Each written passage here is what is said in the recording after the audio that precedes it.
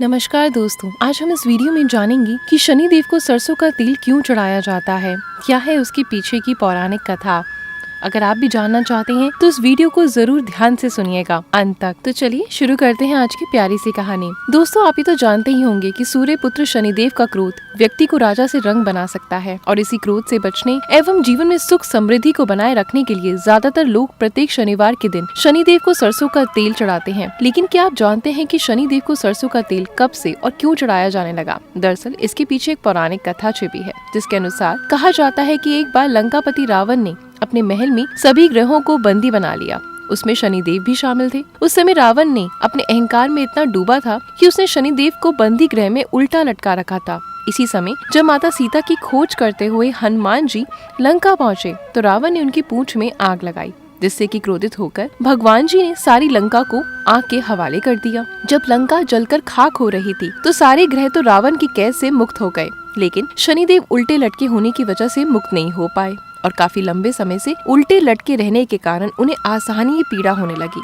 उनका शरीर दर्द से तड़प रहा था। शनिदेव की ऐसी दयनीय हालत देखकर हनुमान जी को उन पर दया आ गई और तभी उन्होंने शनिदेव के पूरे शरीर पर सरसों के तेल की मालिश की, जिससे शनिदेव को दर्द में राहत मिली। इसी क्षण हनुमान जी पर अत्यधिक प्रसन्न होकर शनिदेव ने कहा, जो भी भक्त शनिदेव की पूजा करते समय उन्हें सरसों का तेल चढ़ाएगा, उसके जीवन की सारी समस्याएं दूर हो जाएंगी। दोस्तों, मान्यताओं के अनुसार तभी से शनिदेव को सरसों का तेल चढ़ाने की शुरुआत मानी गई। इसके अलावा सनातन धर्म में दूसरी पौराणिक कथा भी है, जिसमें बताया गया है कि शनिदेव को तेल क्यों और कब से चढ़ाया जाने लगा। एक बार शाम के समय हनुमान जी राम सेतु के समीप बैठकर अपने प्रभु श्री राम के ध्यान में लीन थे।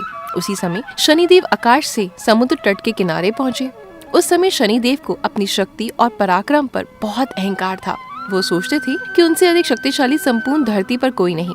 फिर शनिदेव की नजर जैसे ही राम भक्त हनुमान जी पर पड़ी तो वो उनके समीप पहुँचे और कठोर आवाज में बोले, हे बंदर, क्या तुम जानते हो मैं कौन हूँ? मैं महाशक्तिशाली सूर्य पुत्र शनि हूँ। ऐसी कड़वी बोली सुनकर राम भक्त अपने नेत्र खोलते हुए बड़ी ही नम्रता से बोले, महाराज आप कौन हैं और यहाँ किस उद्देश्य से आए हैं? वो फिर से क्रोध से बोले, मैं परम तेजस्वी सूर्य का पराक्रमी पुत्र शनि हूँ। संपूर्ण ब्रह्मांड मेरा नाम सुनकर कांपने लगता है। सावधान, मैं तुम्हारी राशि पर आ रहा हूँ। उस पर हनुमान जी ने बहुत ही सहनशीलता से कहा, हे महाराज, मैं काफी थका हुआ हूँ और अपने प्रभु के ध्यान में मग्न हूँ, कृपया करके इसमें बाधा ना डालें। फिर अहंकार में शनिदेव ने कहा, मैं कहीं जाकर लौटता नहीं हूँ, जहाँ जाता हूँ वहाँ अपना प्रभाव दिखाकर ही वापस आता हूँ। यहाँ हनुमान जी के बार बार आग्रह करने पर शनिदेव ने उनकी ना सुनी और अहंकार में बोले, जो भी इस पृथ्वी पर रहता है उस पर मेरी 7.5 की दशा अवश्य प्रभावित होती है और अब ये आप पर भी प्रभावित होने वाली है। अब मैं आपके शरीर पर आ रहा हूँ, इसे कोई टाल नहीं सकता। उन्होंने फिर वैसे ही जवाब दिया, ठीक है, आपको आना है तो आप आ जाइए। पर उन्होंने कहा, आप आ तो जाएंगे लेकिन रहेंगे कहाँ? वो उत्तर देते हुए गर्व से बोले, मैं अपने 7.5 से शुरुआत के 2.5 वर्ष मनुष्य के सर पर बैठकर उसकी बुद्धि को विचलित करता हूँ और अगले 2.5 वर्ष मनुष्य के अंदर बैठकर उसके शरीर को स्वस्थ बनाता हूँ और अंतिम 2.5 वर्ष में मनुष्य के पैरों में रहकर उसके पथ से भटकाता हूँ। ये कहने के बाद अहंकारी देवता हनुमान जी के सिर पर जा बैठे, जिसके बाद उनके मस्तक में खुजली होने लगी और हनुमान जी ने अपनी गदा उठाकर जय श्री राम का नारा लगाते हुए तेजी से उस स्थान पर मारा। जैसे ही गदा शनिदेव को लगी वैसे ही वो बोले, ये तुम क्या कर रहे हो?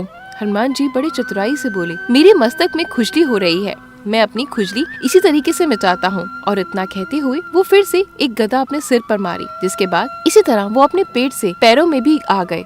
इसके बाद हनुमान जी ने राम जी का नारा लगाते हुए एक बार फिर गदा अपने पैरों पर मारी। इसके तुरंत ही बाद शनिदेव राम भक्त के चरणों में गिर पड़े और बोले, हे करुणामय, हे महावीर, मुझ पर दया कीजिए, मैं अपने अहंकार का दंड पा चुका हूँ, मुझे क्षमा कर दीजिए, मैं आपकी शरण में हूँ। करुणामयी हनुमान जी बोले, शनिदेव, मैं आपको मारना नहीं चाहता था, परंतु मेरे शरीर में केवल मेरे प्रभु श्री राम ही रहते हैं, यहाँ किसी दूसरे का कोई स्थान नहीं। दोनों देवताओं के बीच संवाद यूं ही चलता रहा और कुछ ही देर में शनिदेव दर्द से कराहते हुए कहने लगे, हे प्रभु, इस असहनीय पीड़ा को दूर करें, मुझ पर दया करें। तब हनुमान जी बोले, तुम पहले मेरे भक्तों की राशि पर कभी न आने का वचन दो, तभी मैं तुम्हें पीड़ा मुक्त कर सकता हूँ। दोस्तों, इसके बाद शनिदेव ने महावीर हनुमान की बात मान ली, जिसके परिणाम स्वरूप शनिदेव को हनुमान जी से पीड़ा निवारण के लिए तेल प्राप्त हुआ और मान्यता के अनुसार तभी से शनिदेव को तेल चढ़ाया जाने लगा। साथ ही ये माना जाने लगा कि जो लोग हनुमान जी की उपासना करते हैं उन्हें शनिदेव कभी परेशान नहीं करते।